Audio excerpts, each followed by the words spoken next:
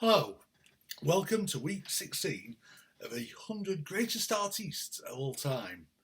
I've been working through these alphabetically, and as I covered Bob Dylan last week, some of you might reasonably have expected this week the other great Bob Marley.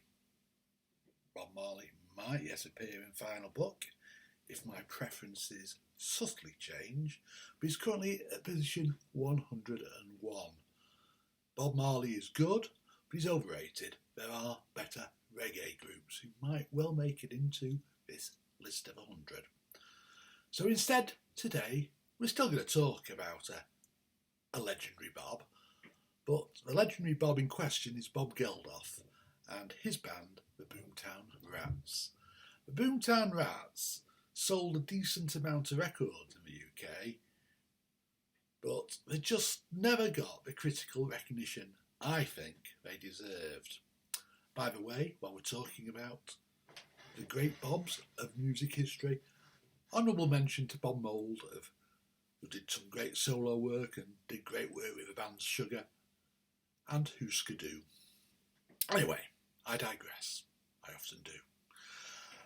Back to the Boomtown Rats. They were formed in 1975 as an R&B group in Dunleary, the port for Dublin, the port I once had to sail from back to England when a volcano erupted and my flight back from Dublin was cancelled on that legendary occasion when I ended up in Anglesey, the port in Anglesey, in the middle of the night with no trains, no way to get home, and of the company I got a taxi from Wales to Lytham, near Blackpool. Not sure it went down all that well. Anyway, I digress again. The original members of the Boomtown Rats were Gary Roberts, Jerry Cott, Johnny Moylett originally, although his stage name was Johnny Fingers, Patrick Cusack, stage name Peter Briquette, and Simon Crowe. That was the original lineup. No Mr. Geldof at the time. But they approached Bob Geldof.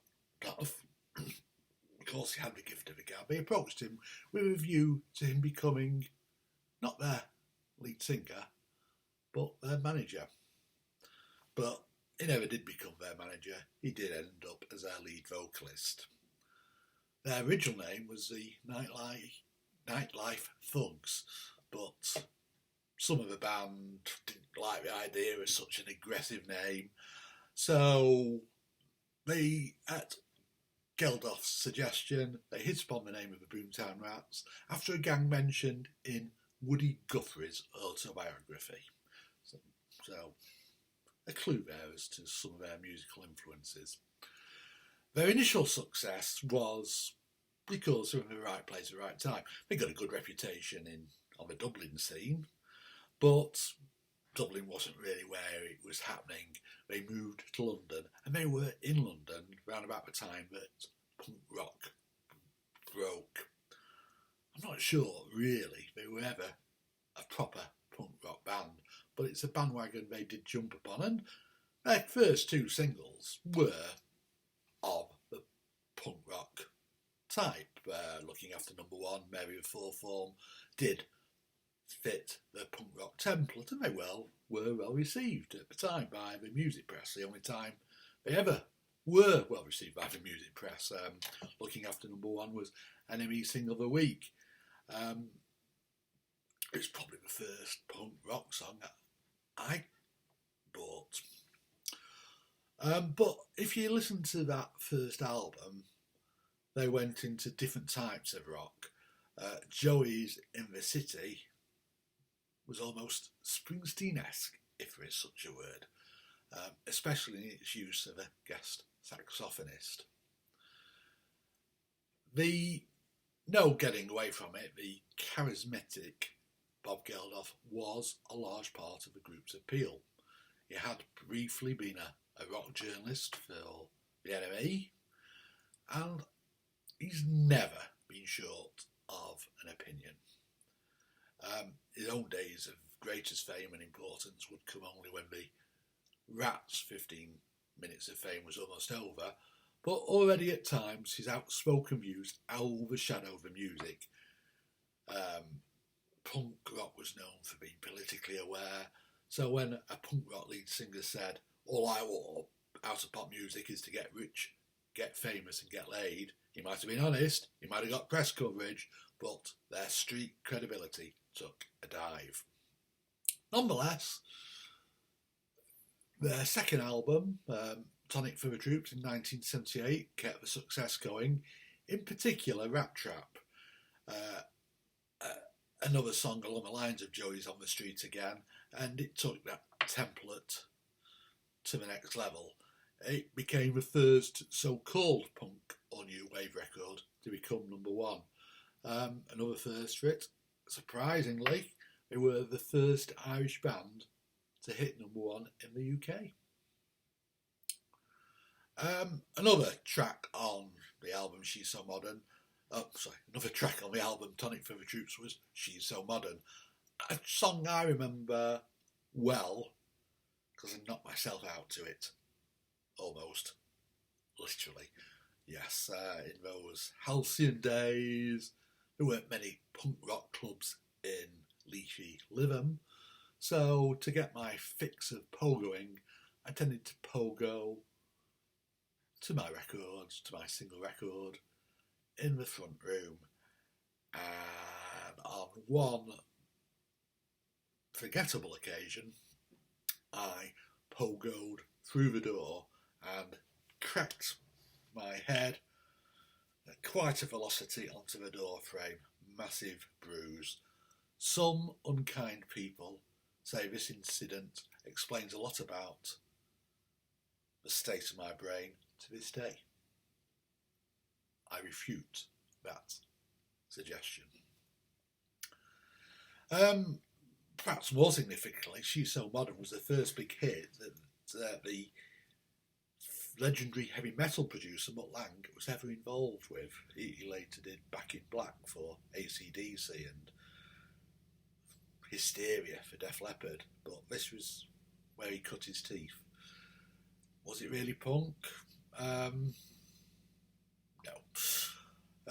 But it did, on top of some cool saxophone, it also featured the keyboard skills of Johnny Fingers, who, for some reason, always appeared in his pyjamas. No idea why.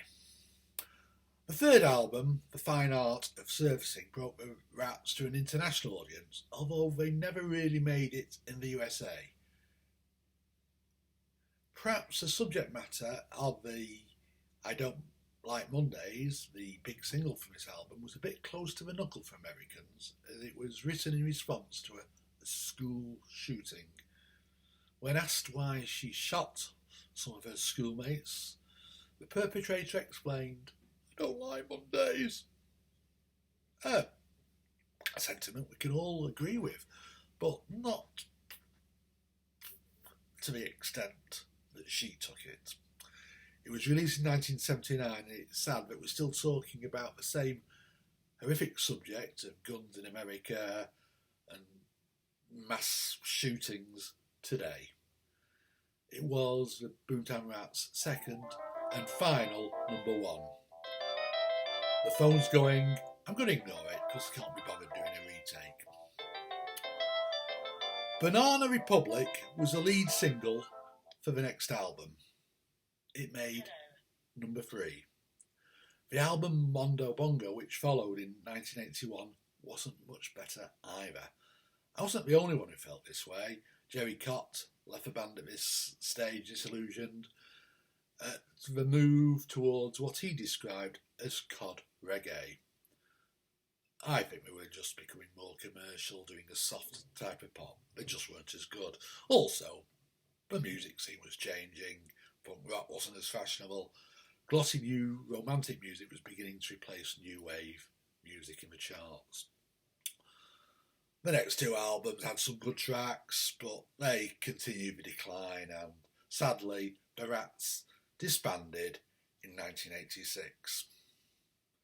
Some things are more important than music, and Bob Geldof, of course, with the help of Midge Ure, was of course the instigator of the Band-Aid single in 1984 and the Live Aid concerts, the legendary Live Aid concerts to raise money for famine relief in Ethiopia. Sir Bob, as he now is, or even Saint Bob. At the time, of course, the Band-Aid single Do They Know It's Christmas was first released in 1980, was the best selling record in the UK ever until Elton John surpassed it. And the Live Aid concerts were seen by a television audience of 1.8 million. The good news for Boomtown Rats fans is that the band did reform as a four-piece in 2013 without Fingers Are Cut and have become a popular festival band. As I write, I have tickets to see them tour, although because of COVID, I have no idea when this will actually be.